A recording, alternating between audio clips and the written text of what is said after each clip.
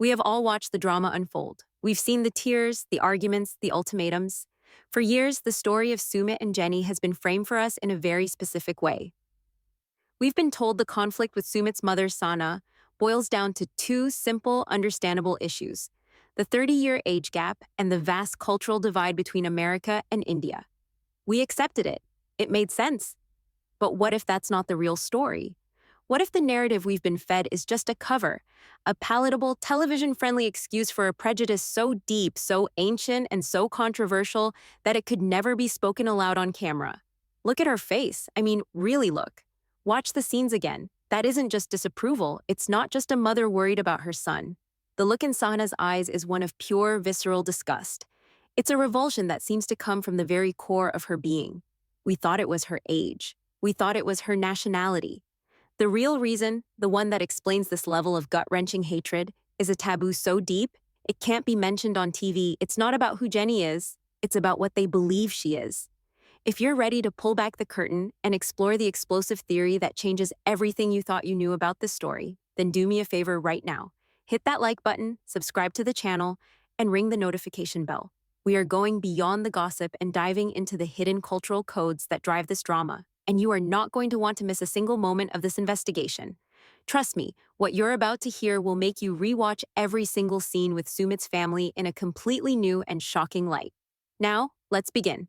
The official story, the one presented by the show and even by the family in their on-camera interviews, is that Jenny is simply too old and too different. On the surface, this is a valid concern for any traditional family. A daughter-in-law is expected to produce heirs, to care for her husband in his old age, and to integrate seamlessly into the family unit. Jenny, being 30 years Sumit's senior, can't have children with him and will likely be the one who needs care first. Culturally, she doesn't speak the language fluently, doesn't understand all the customs, and comes from a society that values individualism over the collective family unit. These are significant hurdles, and they are real. They are the perfect, logical, and emotionally resonant reasons for a family's disapproval. They are also, according to a growing body of analysis and insider theory, a complete and total smokescreen.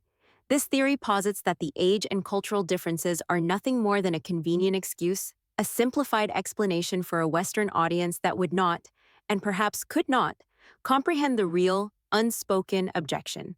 The real objection is a rigid, thousand-year-old social prejudice rooted in the Indian caste system. To understand the sheer magnitude of what we're talking about, you have to understand that this isn't just about social class or wealth. This is about a spiritual and social hierarchy that, for devout traditionalists, is considered a fundamental law of the universe. It is a system of ritual purity and pollution, and in that system, Jenny is not just from a lower rank. She is from no rank at all. She is an outsider. And in the most orthodox interpretation, an outsider marrying into the family is not just a social blunder, it is a catastrophic, polluting event. It is, in their eyes, an unforgivable sin.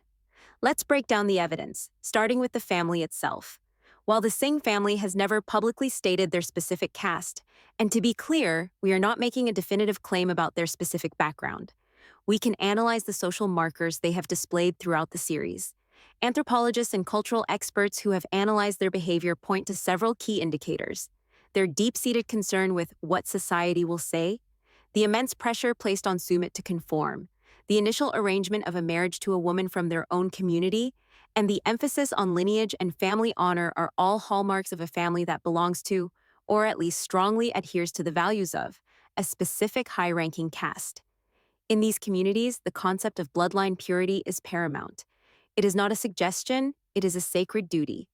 The family line is seen as an unbroken chain stretching back through generations, and it is the responsibility of each generation to keep that chain pure. Marriage is not merely a union of two individuals based on love. It is a strategic alliance between two families, designed to preserve and enhance social and spiritual standing. Now, introduce Jenny into this equation.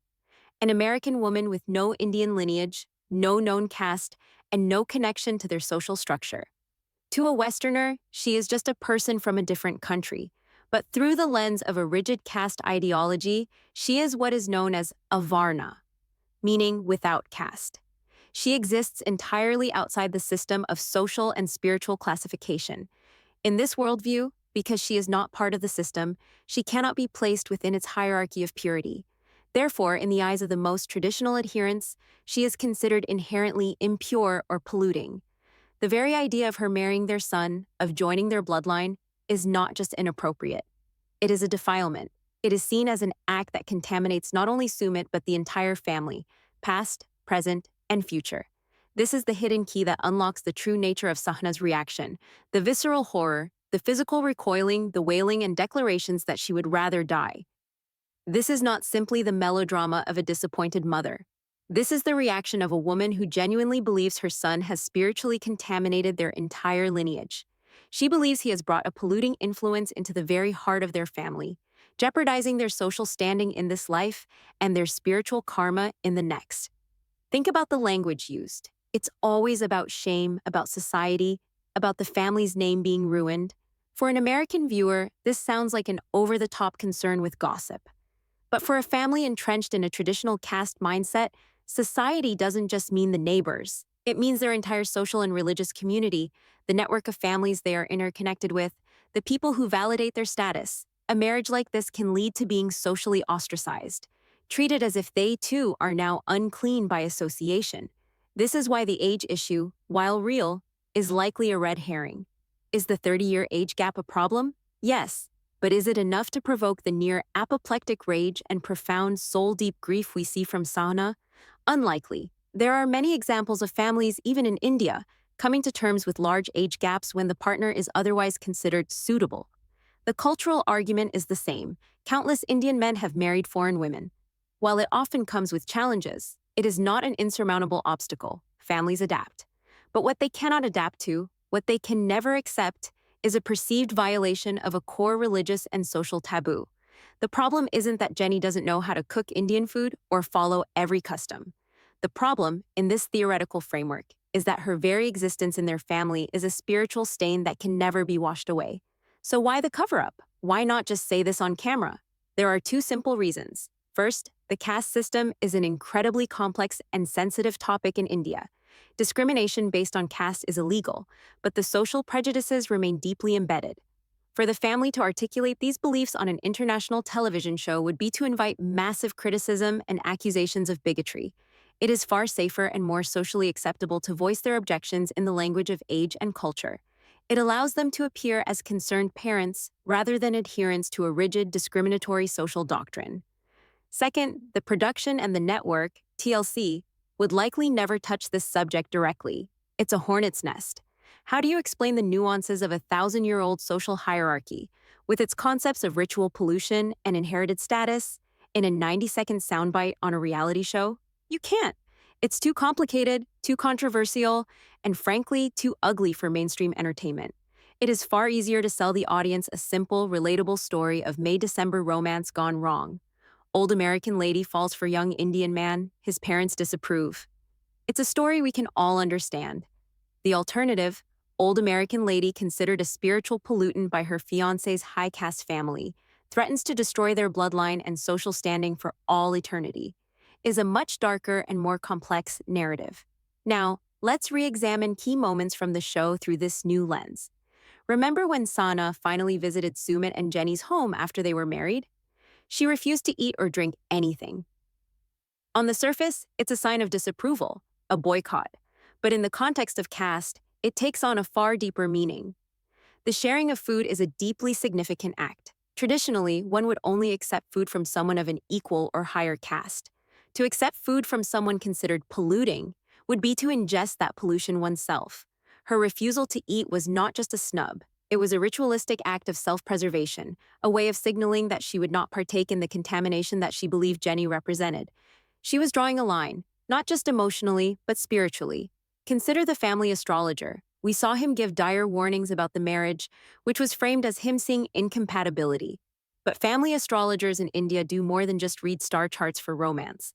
A huge part of their job is to ensure compatibility in terms of family background, social standing, and yes, caste. A marriage that is a mismatch is often code for a marriage that violates these crucial social boundaries. The astrologer's disapproval likely had less to do with Mercury in retrograde and more to do with a fundamental, earthly social order being violated. He was providing the family with a cosmic justification for a very terrestrial prejudice. He was giving them a way to say, the heavens forbid it, when what they really meant was our social code forbids it. And what about Anil, Sumit's father? He has always appeared more moderate, more willing to find a compromise. Yet, even he ultimately sided with his wife and disowned his son. Why? Because while he may personally like Jenny, the pressure of the system is immense. For a man of his generation and standing, the duty to his family name and his community, his jati, often outweighs personal feelings. He is the patriarch, responsible for upholding the family's honor. To accept Jenny fully would be to sanction the violation, to become complicit in the pollution. His sadness seems genuine because it probably is. He is caught between his love for his son and what he perceives as an unbreakable, sacred social duty. His eventual capitulation to Sahna's position is not a sign of weakness, but a sign of how incredibly powerful this unwritten social code truly is. It can force a father to choose between his son's happiness and his family's perceived place in the cosmic and social order. This theory reframes everything. Jenny's tireless efforts to please Sahna, learning to cook, dressing traditionally, showing deference are all tragically pointless. She is trying to solve a problem of logic and emotion, but the objection is not based on either. It's based on a rigid social doctrine. It's like trying to convince a brick wall to be a window. You can paint it, you can decorate it, you can be as nice to it as you want, but you will never change its fundamental nature. Jenny can never be young enough, she can never be Indian enough, and she can never, ever be from the right background. The problem is not what she does, it is who she is, or more accurately, who she isn't. In their eyes, she was born unworthy, and no amount of good behavior or love for their son can ever change that fundamental fact. This is the unspoken tragedy at the heart of their story. We've been watching a romantic drama, but beneath it all has been a rigid, ancient tale of social taboo. Sahna isn't just a stubborn mother-in-law. In her own mind, she is a guardian of her family's very soul, a defender of a sacred order against a foreign contaminant. And Jenny isn't just an older woman in love. She is an unwitting transgressor who, by the simple act of falling in love, has violated a code she never knew existed. The looks of disgust, the endless grief, the absolute refusal to accept her, it all clicks into place when you stop seeing it as a family squabble and start seeing it as a clash with a 1,000-year-old system of belief. The real conflict was never about age, it was about ancestry. It wasn't about culture, it was about caste. And that is a battle that, for Jenny, was lost before it ever began. The sad truth is that no matter how much she compromises, no matter how much time passes, she will likely never receive the one thing she wants most, true acceptance. Because in the worldview that seems to govern the Singh family, she is and always will be the unforgivable sin. The wall between her and Sahna isn't built of misunderstanding, it's built of a prejudice that has been passed down for generations, a prejudice so deeply ingrained that it is seen not as a choice but as an immutable truth. This invisible wall of prejudice has created a wound that time cannot heal, because the objection is not to Jenny's character, but to her very essence in their social framework. This invisible wall, let's take a moment to truly appreciate what that means. It's a structure built over thousands of years, fortified by scripture, tradition, and social enforcement. It is, for those who believe in it, as real as any wall of brick and mortar.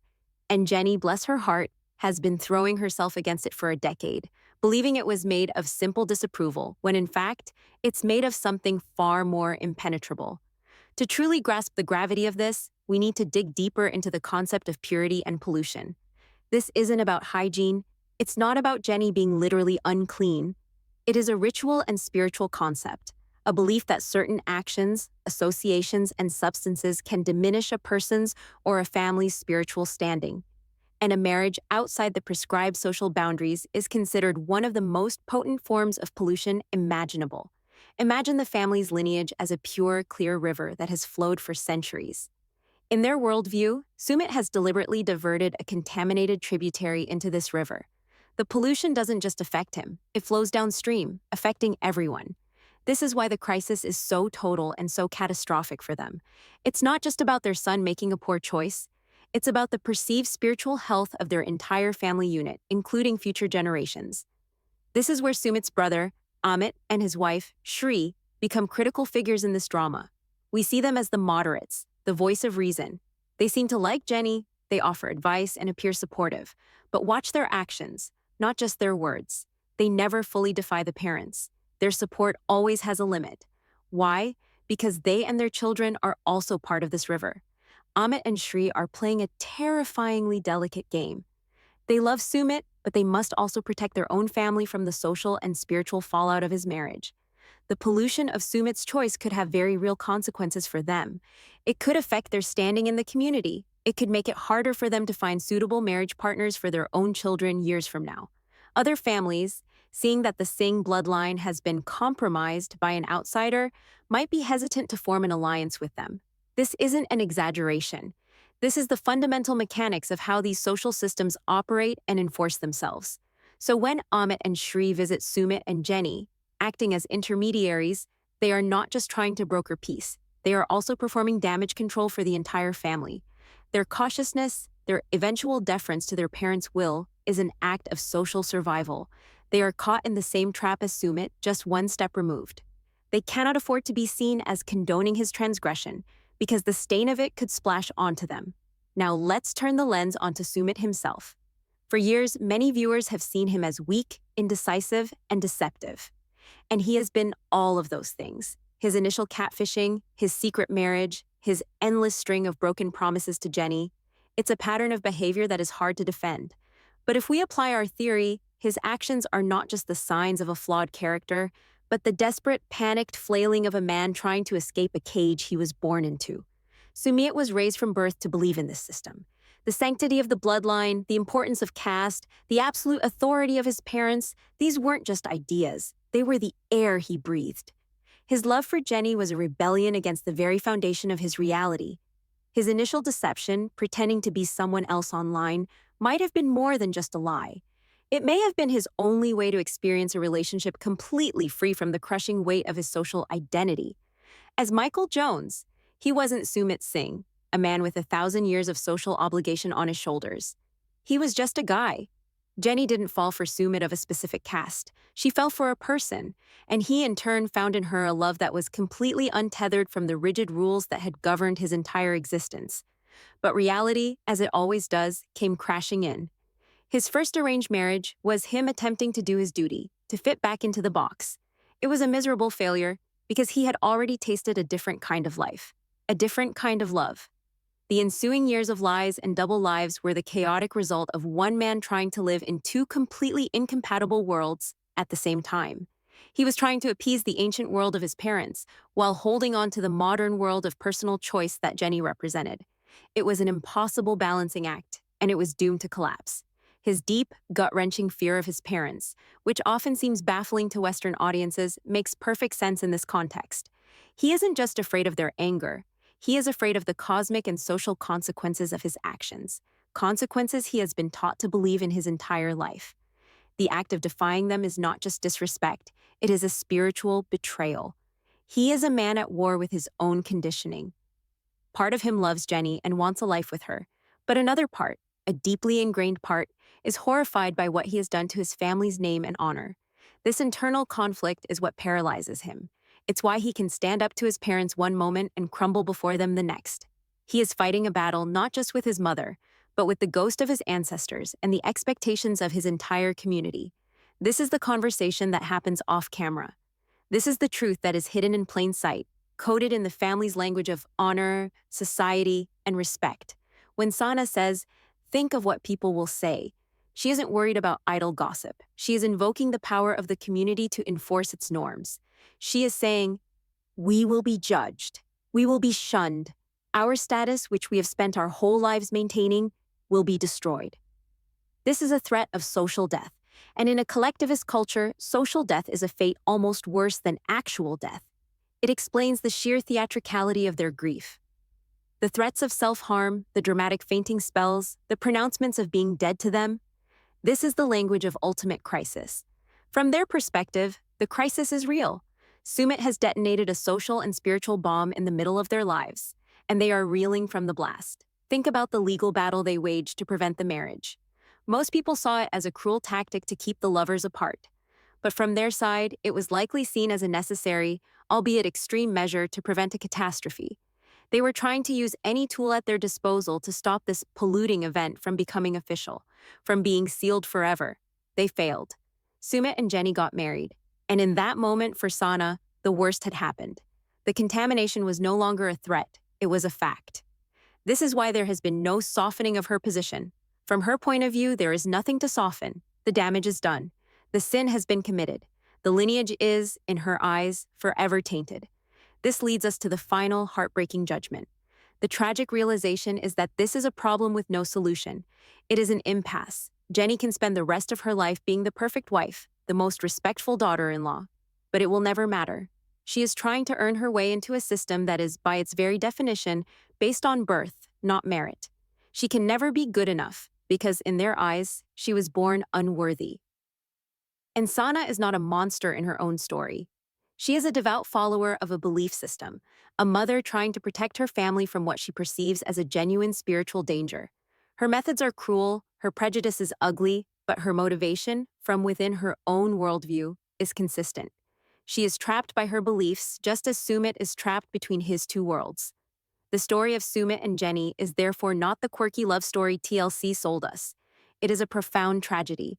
It is the story of a love that is powerful enough to cross oceans and defy decades, but that may ultimately be powerless against an invisible, thousand-year-old wall of social doctrine. Sumit did not just choose a wife. He chose exile from his family's world.